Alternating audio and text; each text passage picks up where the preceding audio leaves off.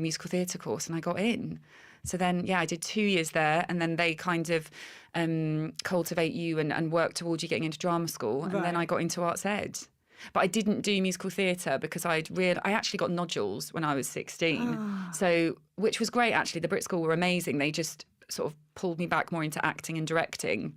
And it was when doing that, I went, actually, I love singing, but I don't think I like musical theatre as much. It's actually the acting side of it that I get the most out of. So then I went to arts ed and did acting.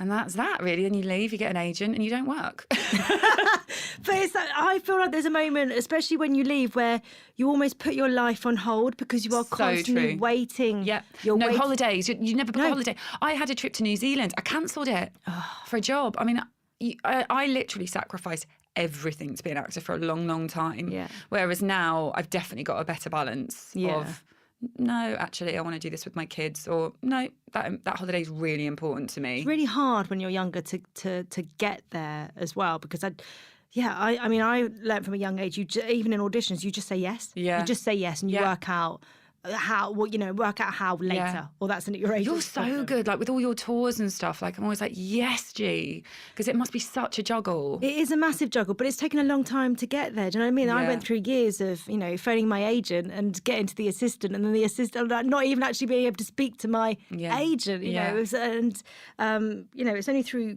creating stuff on my own that I'm back in it. You know what I mean? It's amazing. But then people don't know that I'm a trained actress. You know, it's a really funny. Do you find that frustrating a little bit when you're like, that's my a little bit, like with G22 when it was called stunt casting, I'm like, I'm a trained actress. Like, I know I've got this other side. Yeah. But actually that's my bag, and I've done it. Like, I spent years crafting that.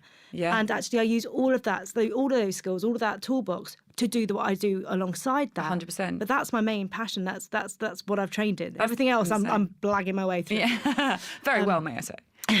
But it is a bit frustrating, I would say, but I mean, and then you do still. But you're doing so much of it now. I think that with time, you'll just you already are so recognised for what you do as an actress. Yeah. Who knows? But then you can't help hearing those voices and then going, well, maybe I shouldn't be doing this.